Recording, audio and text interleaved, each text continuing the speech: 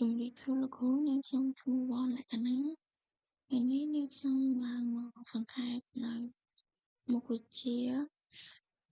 ការវិតម្លៃនៃការសិក្សាដែលនិយាយអំពីមេរៀនទី3ការវិតម្លៃផ្នែកចំណេះដឹងនិងដំណើរការបញ្ញាក្នុងមេរៀននេះមានវត្ថុ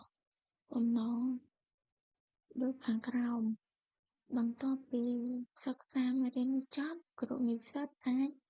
1. ប្រាប់ពីប្រភេទតេស្តផ្សេងៗតាមបានត្រឹមត្រូវ 2. អនុវត្តការសួរសំណួរដើម្បីឆ្លើយតាមកម្រិតរបស់ Bloom Taxonomy ផ្នែកចំណេះដឹង 3. ជ្រើសរើសការធ្វើតេស្តដែលសមស្របជាមួយកម្រិត Bloom Taxonomy ក្នុងការបង្កើតតេស្តរបស់ខ្លួន 4. កំណត់លក្ខណៈវិនិច្ឆ័យក្នុងការជ្រើសរើសលទ្ធផលសិក្សារំពឹងទុកមួយពេលសិក្សាចូលដល់មាតិកានៅក្នុងមេរៀននេះមានមាតិកាចំនួន4ធំៗគឺ1. សេចក្តីផ្ដើម 2. វិធីឬប្រភេទវាយតម្លៃក្នុងថ្នាក់រៀន 3. ប្រភេទនៃលទ្ធផលសិក្សារំពឹងទុកបែបពុទ្ធិ 4. លក្ខណៈវិនិច្ឆ័យក្នុងការជ្រើសរើសលទ្ធផលសិក្សារំពឹងទុកមួយពេលសិក្សាការវាយតម្លៃដែលអាចទុកចិត្តបានគឺផ្ដើមចេញពីសម្បទាពីរយ៉ាងគឺទី1ការសិក្សារបស់សិស្សឧទាហរណ៍ថាតើគាត់ជាសិស្សបែបណាជាសិស្សដែលលេងសើចឬក៏ជាសិស្សដែលឧស្សាហ៍រៀនសូត្រ 2. ប្រយោគច្បាស់ៗនៃលទ្ធផលរំពឹងទុកមានដូចជាគោលបំណងវត្ថុបំណងស្តង់ដារឬអ្វីដែលសិស្សគួរដឹងនិងអាចធ្វើបានចេញពីចំណេះដឹងចូលដល់ចំណុចបន្ទាប់ 1.1 និយាយពីការពិនិត្យឡើងវិញនូវឥទ្ធិពលដែលជះលើការសិក្សារបស់សិស្សនិងវាយតម្លៃតាមការសិក្សាស្រាវជ្រាវដើម្បីទទួលបានជោគជ័យនៅសាកលវិទ្យាល័យនិងកន្លែងធ្វើការសិស្សទាំងអស់ត្រូវត្រៀមខ្លួនជាស្រេចសម្រាប់បំណិនផ្សេងៗត្រូវមានចរិយាសម្បទាលើសពីចំណេះដឹងឯកទេសតើពាក្យគន្លឹះទាំង3នេះខុសគ្នាដូចម្តេចទី1គោលដៅការអប់រំទី2គោលបំណងការអប់រំទី3វត្ថុបំណងការអប់រំបាទពាក្យទាំង3គឺសំដៅទៅលើគោលដៅត្រូវដើរមុនគេគឺយើងត្រូវមានគោលដៅនៃការអប់រំរួចយើងត្រូវមានគោលបំណងនៃការអប់រំបន្ទាប់មកយើងត្រូវមានវត្ថុបំណងនៃការអប់រំចូលដល់ចំណុចបន្ទាប់ 1.2 លទ្ធផលនៃការសិក្សាលក្ខណៈវិនិច្ឆ័យនៃលទ្ធផលការសិក្សាត្រូវបានប្រើប្រាស់ដូចជា 1. ជ្រើសរើសសម្ភារៈឧបទេសឧទាហរណ៍ថាតើគ្រូមុនចូលបង្រៀនត្រូវមានសម្ភារៈឧបទេសអ្វីខ្លះដើម្បីទៅបង្រៀនមេរៀនដល់សិស្ស 2. បង្រៀនឬគ្រោងខ្លឹមសារមេរៀនមុននឹងបង្រៀនលោកគ្រូត្រូវរៀបចំឯកសារមេរៀនទុកជាមុនឬក៏កិច្ចតែងការដើម្បីត្រៀមបង្រៀនសិស្ស 3. អភិវឌ្ឍដំណើរការបង្រៀននិងរៀនគឺត្រូវធ្វើតាមជំហាននីមួយៗនៃការបង្រៀន 4. រៀបចំតេស្តនិងការប្រឡងត្រូវរៀបចំតេស្តនិងការប្រឡងទៅតាមប្រចាំខែនីមួយៗឬទៅតាមឆមាសចូលដល់ចំណុចបន្ទាប់ 1.3 គោលបំណងការអប់រំគោលបំណងការអប់រំគឺជាប្រយោគទូទៅអំពីលទ្ធផលសិក្សារបស់សិស្សដែលចង់បានក្រោយរៀនចប់តាមកម្រិតសិក្សាឧទាហរណ៍ឲ្យសិស្សយល់និងឲ្យតម្លៃចំណេះដឹងផ្នែកវិទ្យាសាស្ត្ររៀនគិតនិងសិក្សាដោយឯករាជ្យក្លាយជាពលរដ្ឋល្អលើកកម្ពស់បំណិនទំនាក់ទំនងជាដើម 1.4 ស្តង់ដារស្តង់ដារគឺជាប្រយោគអំពីអ្វីដែលសិស្សគួរដឹងនិងគួរធ្វើបានក្នុងខ្លឹមសារមេរៀនតាមកម្រិតថ្នាក់នីមួយៗឧទាហរណ៍ 1. សិស្សនឹងបង្ហាញការយល់នៃរដ្ឋធម្មនុញ្ញ 2. សិស្សពន្យល់ដោយសរសេរពីកថាខណ្ឌស្តីពីអ្វីដែលអាចធ្វើឲ្យវត្ថុលេចឬអណ្ដែតបាន 3. សិស្ស ត្តចំណេះដឹងនៅទំនាក់ទំនងពាក្យ 4. សិស្សនឹងស្វែងយល់ថាតើវត្ថុអាចក្លាយជាដុំម៉ាស់ ធរាវ ឧស្ម័ន ជាដើមបានដែរឬទេ 1.5 វត្ថុបំណងការអប់រំ វត្ថុបំណងការអប់រំគឺមានន័យដូចទៅនឹងវត្ថុបំណងការបង្រៀននិងរៀនដែរ គឺសំដៅលើលទ្ធផលសិក្សាចង់បាន 1.6 តើវត្ថុបំណងការបង្រៀនជាអ្វី វត្ថុបំណងការបង្រៀនគឺជាលទ្ធផលសិក្សារំពឹងទុកឬជាសមត្ថភាពរបស់អ្នកសិក្សាដែលទទួលបានពីការបង្រៀនហើយត្រូវបានបញ្ជាក់នៅក្នុងវិធីមួយដែលអាចសង្កេតនិងវាស់វែងបានចូលដល់ចំណុចទីពីរធំប្រភេទការវិតម្លៃក្នុងថ្នាក់រៀនការវិតម្លៃក្នុងថ្នាក់រៀនមានច្រើនប្រភេទដែរឧទាហរណ៍ចេញដាក់សំណួរបែបជ្រើសរើសសំណួរពហុជ្រើសរើសដូចជាចម្លើយកខគោឬក៏ខុសសំណួរជ្រើសរើសចេញពីចម្លើយត្រូវឬក៏ខុសពិតឬក៏មិនពិតសំណួរពហុជ្រើសរើសបែបគូកងសំណួរពហុជ្រើសរើសតាមបែបបច្ចេកវិទ្យា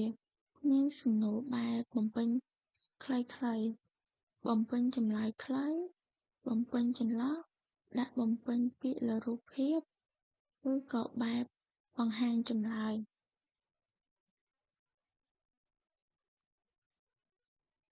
បំពេញកិច្ចការបែបបង្ហាញផលិតកម្មឬក៏ស្នាដៃការសរសេរមានដូចជាកថាខណ្ឌតែងពីក្តីការងារគម្រោងការតែងកំណាព្យផលប័ត្រផលិតវីដេអូឃ្លីបនិងសំឡេង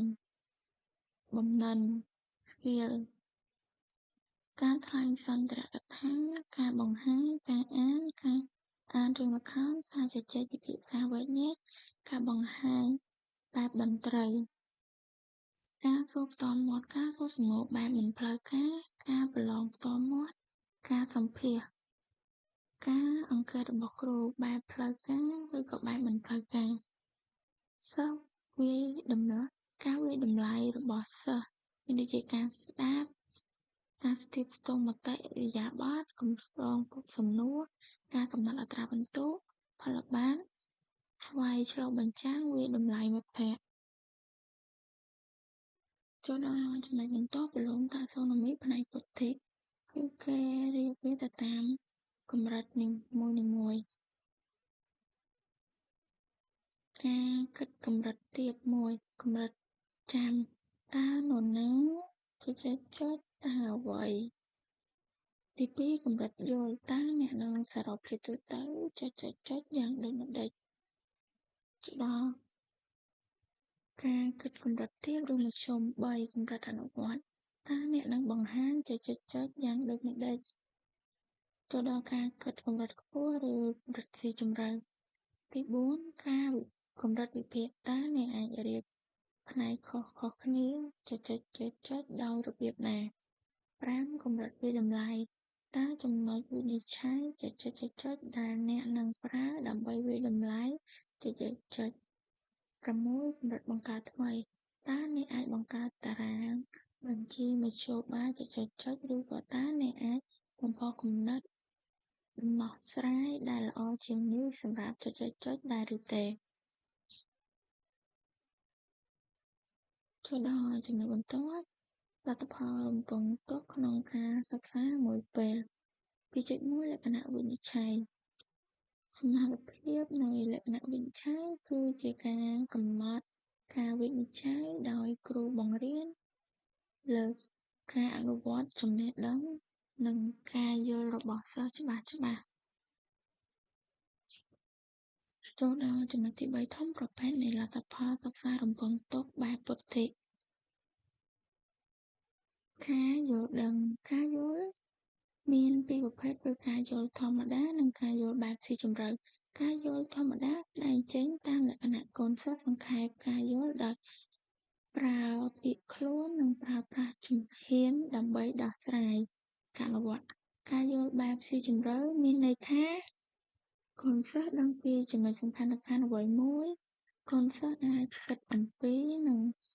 ពីអ្វីមួយនិងប្រើប្រាស់ចំណេះដឹងក្នុងរបៀបថ្មីឬតាមរបៀបស្មុគស្មាញកូនសិស្សអាចចាប់យកគំនិតថ្មីនៃសារៈប្រយោជន៍នៃអ្វីមួយកូនសិស្សអាចរកឃើញនិងបកស្រាយទំនាក់ទំនងថ្មីកសាងការពន្យល់ស៊ីជម្រៅនិងផ្ដល់ហេតុផលជាមួយការយល់ដឹងរបស់ពួកគេទៅដល់ចំណុចបន្ទាប់ការផ្ដល់ហេតុផលជាប់ពាក់ព័ន្ធនឹងការប្រើប្រាស់ខួរក្បាលដោយទាញយកចំណេះដឹងមកប្រើដើម្បីសម្រេចកិច្ចការការដោះស្រាយបញ្ហាការសម្រេចចិត្តការទាញសន្និដ្ឋានការគិតប្រកបដោយភាពច្នៃប្រឌិតការគិតប្រកបដោយវិចារណញ្ញាណការកំណត់សមិទ្ធកម្មការធ្វើទូទៅកម្មដើម្បីធ្វើកិច្ចការខាងលើនេះបានតម្រូវឲ្យយើងទាំងអស់គ្នាមានធាតុពីរគឺបំណិនប្រើប្រាស់ខួរក្បាលនិងចំណេះដឹងចូលដល់ចំណុចបន្ទាប់4លក្ខណៈវិនិច្ឆ័យក្នុងការជ្រើសរើសលទ្ធផលសិក្សារំពឹងទុកនៅពេលសិក្សាបង្កើតឲ្យ establish មានចំនួនសមស្រប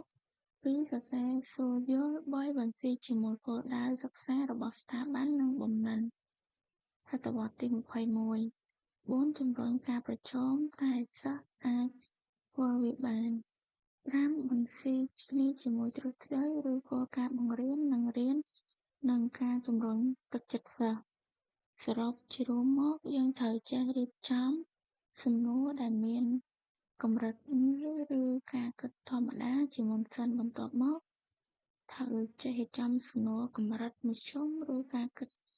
ធម្មតានិងខ្ពស់បន្ទាប់ទៀតយើងត្រូវចេះរៀបចំសំណួរកម្រិតលំបាកឬក៏ការគិតកម្រិតខ្ពស់